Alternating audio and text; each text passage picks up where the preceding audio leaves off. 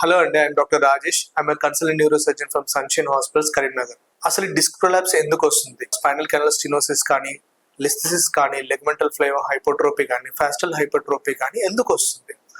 Generally ఇవన్నీ degenerative changes కి సంకేతాలండి. జనరల్గా ఏంటంటే మనకు జనరల్ హెల్త్ తో పాటు స్పైన్ హెల్త్ కూడా చాలా అవసరం. స్పైన్ హెల్త్ ఎలా మెయింటైన్ అవుతుంది? ఇప్పుడు మనం కూర్చున్నా నిల్చున్నా మన బాడీ వెయిట్ అంతా బేర్ చేసేది స్పైనేనండి. సో స్పైన్ హెల్త్ అనేది చాలా అవసరం. ఎప్పుడైతే మనం స్పైన్ హెల్త్ నెగ్లెక్ట్ చేస్తామో అప్పుడు అది నిదానంగా స్పైన్లో మార్పులు తీసుకొచ్చి ఇలాంటి డిసీజెస్కి దారి తీసే అవకాశం ఉంటుంది. అంటే ఇప్పుడు స్పైన్ పైన కంటిన్యూగా ఒత్తిడి జరిగినప్పుడు, ఉదాహరణకి వెయిట్ లిఫ్టింగ్స్ కానీ, లేదంటే ముందు కొంగి చేసే పనుల వల్ల కానీ, లేదా లాంగ్ జర్నీస్ వల్ల కానీ, లేదా కంటిన్యూగా సిట్టింగ్ పోస్చర్లో ఉండడం వల్ల కానీ, లేదా ఎలాంటి exercises like basic exercise walking కానీ, స్విమ్మింగ్ కానీ, లేదా ఎలాంటి ఎక్సర్సైజ్ లేకుండా సెడెంటరీ హ్యాబిట్లో ఉండడం వల్ల స్పైన్ పైన నిదానంగా డీజనరేటివ్ చేంజెస్ అనేవి స్టార్ట్ అవుతాయి. ఆ డీజనరేటివ్ చేంజెస్ స్టార్ట్ అవ్వడం వల్ల ఇలాంటి డిస్క్ ప్రొలాప్స్ కానీ, లేదా ఫాస్టల్ హైపోట్రోపీ కానీ, లిగమెంట్ ఫ్లేవర్ హైపోట్రోపీ కానీ జరిగి నరం మీద కంప్రెస్ జరిగి పేషెంట్కి విపరీతమైన నొప్పి, కాళ్ళలో తిమ్మిర్లు, మంటలు, లేదా కాళ్ళలో వీక్నెస్ లాంటిది రావడం, లేదా మూత్రం పోయడంలో కష్టం అవ్వడం లాంటి సిమ్టమ్స్తో వాళ్ళు మా దగ్గరికి వస్తారు. పేషెంట్స్ ఈ సమస్యలతో మనకు హాస్పిటల్కి వచ్చినప్పుడు వాళ్ళని తరోగా clinical evaluation as well as radiological evaluation చేస్తాం. ఇలా చేసినప్పుడు వాళ్ళ సమస్యలు ఎలాంటి సమస్యలు ఉన్నాయో దాన్ని బట్టి మనము ట్రీట్మెంట్ అనేది ప్లాన్ చేస్తాం. దీంట్లో మెడికల్ మేనేజ్మెంట్ అవ్వచ్చు, లేదా సర్జికల్ మేనేజ్మెంట్ అవ్వచ్చు. బేసికల్లీ ప్రతి కేసుకి మనం సర్జరీ చేయాల్సిన అవసరం లేదు. డిసీజ్ ఎర్లీ స్టేజెస్లో లైక్ డిస్క్ ప్రొలాప్స్ కానీ, లేకుంటే డీజనరేటివ్ చేంజెస్ కానీ ఎర్లీ స్టేజెస్లో ఉన్నప్పుడు ఎలాంటి సర్జరీ అవసరం పడదు.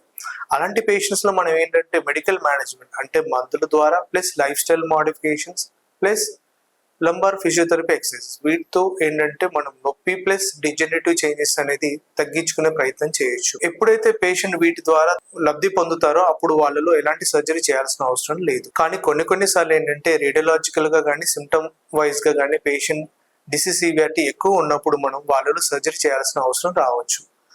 జనరల్లీ సర్జికల్ మేనేజ్మెంట్ అనేది 3 విధాలుగా ఉంటుందండి. Open surgery, microscopic discectomy or endoscopic spine surgery. వీటిలో 3లలో వ్యత్యాసం ఏంటంటే ఓపెన్ సర్జరీలో ఇన్సిషన్ అనేది పెద్దగా ఉంటుంది, మజిల్ డ్యామేజ్ ఎక్కువగా ఉంటుంది, ప్లస్ బోన్ డ్యామేజ్ ఉంటుంది, as well as patient recovery కూడా చాలా స్లోవర్గా ఉంటుంది. వెరాస్ మనం మైక్రోస్కోపిక్ సర్జరీకి వెళ్ళేసరికి ఇన్సిషన్ సైజ్ తగ్గినప్పటికీ వీళ్ళలో కూడా compare to endoscopic surgery hospital stay అనేది ఎక్కువగా ఉంటుంది అండ్ మినిమల్ బోన్ డ్యామేజ్ ఉంటుంది. వీటి రెండింటితో పోలిస్తే ఎండోస్కోపిక్ స్పైన్ సర్జరీలో వచ్చేసరికి మనకు ఎలాంటి మజిల్ డ్యామేజ్ కానీ, బోన్ డ్యామేజ్ కానీ, లేదా బ్లడ్ లాస్ కానీ ఉండదు. ఎలాంటి పెద్ద మొత్తం కూడా ఇవ్వాల్సిన అవసరం ఉండదు. సో మన ఏదైతే డిస్క్ ప్రొలాప్స్ ఉందో, అంటే డిస్క్ కంప్రెషన్ ఉందో నరం మీద, దాన్ని మనం చిన్న ఇన్సిషన్తో లేదా ఒక చిన్న హోల్తో measures around 5 to 8 mm size hole పెట్టేసి మనం ఆ డిస్క్ని బయటకు తీస్తాం. పేషెంట్స్ నా ఓపీడీకి వచ్చినప్పుడు వాళ్ళు చెప్పే ప్రధాన కంప్లైంట్ వచ్చేసరికి లోవర్ బ్యాక్ పెయిన్ అండి. ఈ లోవర్ బ్యాక్ పెయిన్కి వచ్చేసరికి ఇందాక మనం ప్రధాన కారణాలు తెలుసుకుందాం. దాంట్లో డిస్క్ ప్రొలాప్స్, స్పైనల్ డీజనరేటివ్ చేంజెస్లో వచ్చేసరికి లిగమెంటల్ ఫ్లేవర్ హైపోట్రోపీ కానీ, ఫాస్టల్ హైపోట్రోపీ కానీ, వీటి కారణంగా స్పైనల్ కెనాల్ స్టెనోసిస్ కానీ, వీటి ద్వారా ఏంటంటే నరం పైన ఏదైతే ఉందో తీవ్రమైన కంప్రెషన్ జరుగుతుంది. వీటి ద్వారా పేషెంట్ తీవ్రమైన లో బ్యాక్ పెయిన్, కాళ్ళలో తిమ్మిర్లు పడడం, కాళ్ళు మొద్దుబారినట్టు అవ్వడం, మరియు కాళ్ళలో వీక్నెస్ లాంటి కంప్లైంట్స్ చెప్తూ ఉంటారు. ఇలాంటి పేషెంట్స్ మనము క్లినికల్గా as well as radiological evaluation చేసుకున్నప్పుడు వాళ్ళ డిసీజ్ని బట్టి మనం వాళ్ళపైన ట్రీట్మెంట్ అనేది ప్లాన్ చేస్తాం. సో ఎర్లీ స్టేజెస్లో ప్రధానంగా ఈ డీజనరేటివ్ చేంజెస్ ఎర్లీగా ఉన్నప్పుడు కానీ, లేకుంటే స్మాల్ డిస్క్ ఉన్నప్పుడు కానీ వాళ్ళలో ఎలాంటి సర్జరీ అవసరం పడకపోవచ్చు. వీళ్ళలో కేవలం మెడికేషన్ ద్వారా మరియు లైఫ్ స్టైల్ మోడిఫికేషన్ ద్వారా డిసీజ్ ప్రోగ్రెస్ అనేది మనము స్టాప్ చేయొచ్చు. కొంతమందిలో మాత్రం సర్జరీ అనేది అనివార్యం అవుతుంది. అది ఎవరంటే పేషెంట్స్లో ఎవరికైతే సిమ్టమ్స్ ఎక్కువగా ఉంటాయో, మరియు ఎంఆర్ఐలో డిస్క్ ప్రొలాప్స్ కానీ, డిజనరేటివ్ చేంజెస్ కానీ ఎక్కువగా ఉంటాయో వాళ్ళలో సర్జరీ అనేది అవసరం పడుతుంది.